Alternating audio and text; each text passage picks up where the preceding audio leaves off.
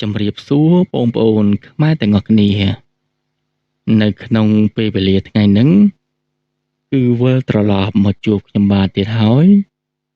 ក្នុងការមើលអំពីជោគជតារាសីសម្រាប់បងប្អូនណាមិនទាន់ដឹងអំពីជោគជតារាសីរបស់លោកអ្នកទាំងអស់គ្នាអញ្ចឹងខ្ញុំនឹងមើលអំពីជោគជតារាសីអ្នកទាំងអស់គ្នាឲ្យគ្រប់ខែឆ្នាំចាប់ពីឆ្នាំជូតរហូតទៅដល់ឆ្នាំកុរអញ្ចឹងនៅក្នុងឆ្នាំហ្នឹងគឺវាមិនទាន់ផុតអំពីឆ្នាំ2025ទេតែខ្ញុំនឹងមើលឲ្យហើយឲ្យបងប្អូនដឹងណាអំពីជោគជតារាសីរបស់អ្នកទាំងអស់គ្នាអញ្ចឹងឆ្នាំដែលខ្ញុំត្រូវមើលដំបូងហ្នឹងគឺឆ្នាំជូតអញ្ចឹងលោកអ្នកដែលគាត់កាត់ឆ្នាំជូតបងប្អូនត្រៀមស្ដាប់ខ្ញុំនឹងមើលអំពីឆ្នាំជូតមុនគេអញ្ចឹងមកលោកអ្នកដែលគាត់ត្រូវការមើលអំពីជោគជតារាសីឬក៏មើលអំពីថ្ងៃកំណើតនិងខែកើតអ្វីផ្សេងបងប្អូនអាចចូលក្នុង channel របស់ខ្ញុំហើយអរវីដេអូរបស់បងប្អូនត្រូវការបានព្រោះថាវីដេអូរបស់ខ្ញុំគឺខ្ញុំមើលអំពីថ្ងៃកើតនិងខែកើតនិងមើលអំពីគូស្រករប្តីប្រពន្ធអញ្ចឹងយើងកុំឲ្យខាតពេលវេលាយូរយើងមកមើលអំពីខែឆ្នាំដែលយើងត្រូវមើលនៅក្នុងថ្ងៃហ្នឹងឆ្នាំដែលខ្ញុំត្រូវមើលដំបូងនោះគឺឆ្នាំជូតអញ្ចឹងលោកអ្នកដែលគាត់កាត់ឆ្នាំជូតបងប្អូនត្រៀមស្ដាប់ខ្ញុំនឹងមើលប្រាប់អ្នកទាំងអស់គ្នាអំពីជោគជតារាសីអញ្ចឹងបងប្អូនត្រៀមខ្ញុំនឹងមើលប្រាប់បងប្អូនទាំងអស់គ្នា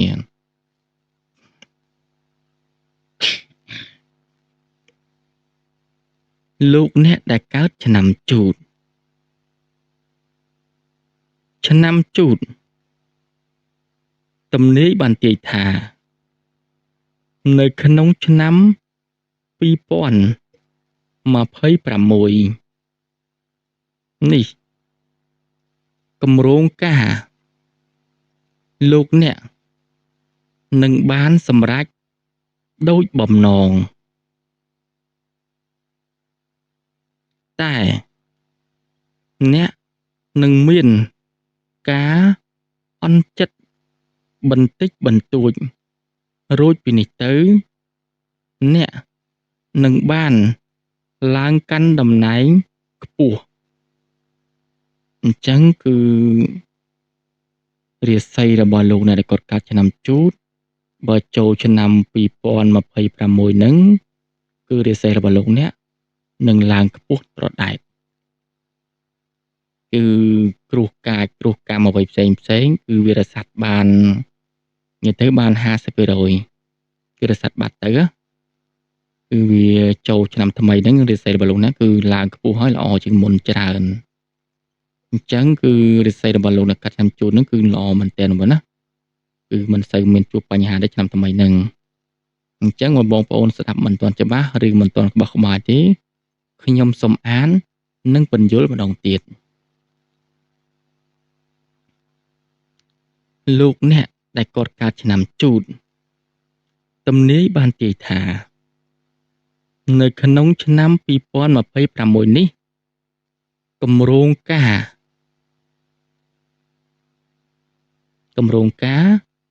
លោកអ្នកនឹងបានសម្រេចដូចបំណងតែអ្នកនឹងមានការអន់ចិត្ត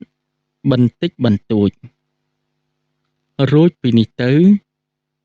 អ្នកនឹងបានឡើងកាន់តំណែងខ្ពស់អញ្ចឹងគឺល្អបងណាគឺល្អមែនតើអញ្ចឹងលោកអ្នកដែលគាត់កាត់ឆ្នាំជូត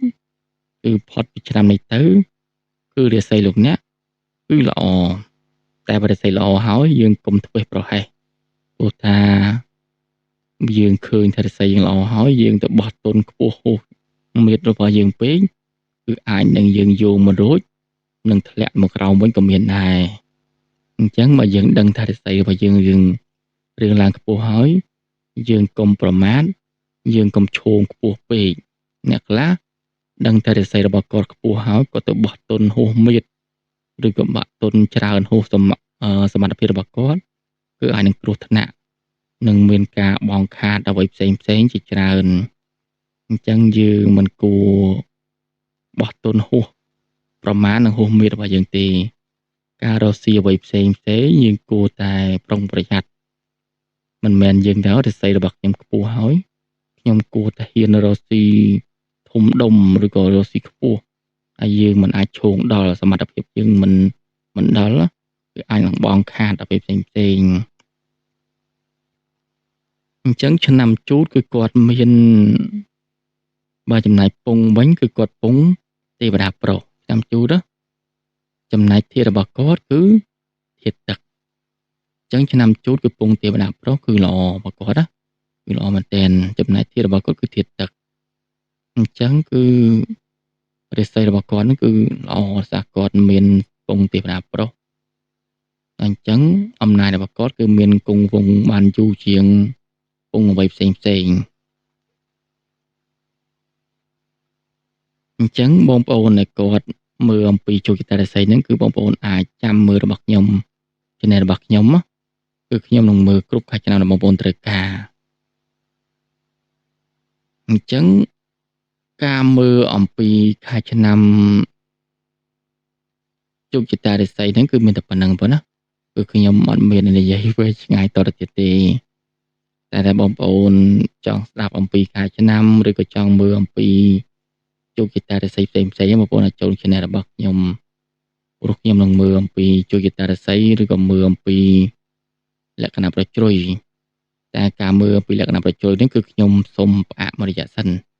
ដោយសារតាមមើលទៅការមើលអំពីលក្ខណៈប្រជ្រុយហ្នឹងគឺមិនសូវមានបងប្អូនណាគាត់ចាប់អារម្មណ៍ច្រើនអញ្ចឹងខ្ញុំក៏សូមសម្រាកសិនហើយខ្ញុំមកមើលអំពីជោគជតារាសីរបស់បងប្អូនលោកអ្នកហើយគាត់នឹងចូលឆ្នាំ2026ហ្នឹងគាត់នឹងចង់ដឹងអំពីរាសីរបស់គាត់ទាំងអស់គ្នាអញ្ចឹងខ្ញុំនឹងចាប់មើលអំពីឆ្នាំជូតរហូតដល់ឆ្នាំកុរឲ្យដឹងទាំងអស់គ្នាថារាសីរបស់លោកអ្នកនៅក្នុងឆ្នាំ2026ហ្នឹងតើនឹងមានរឿងអ្វីកើតឡើងនឹងមានរាសីធ្លាក់ឬក៏រាសីឡើងអញ្ចឹងខ្ញុំក៏អត់មានអីនិយាយវែងឆ្ងាយតទៅទៀតបងប្អូនណាខ្ញុំក៏សូមអរគុណបងប្អូនទាំងអស់គ្នានិងសូមជម្រាបបងប្អូនថាជួបតែសំណាងល្អគ្រប់គ្នា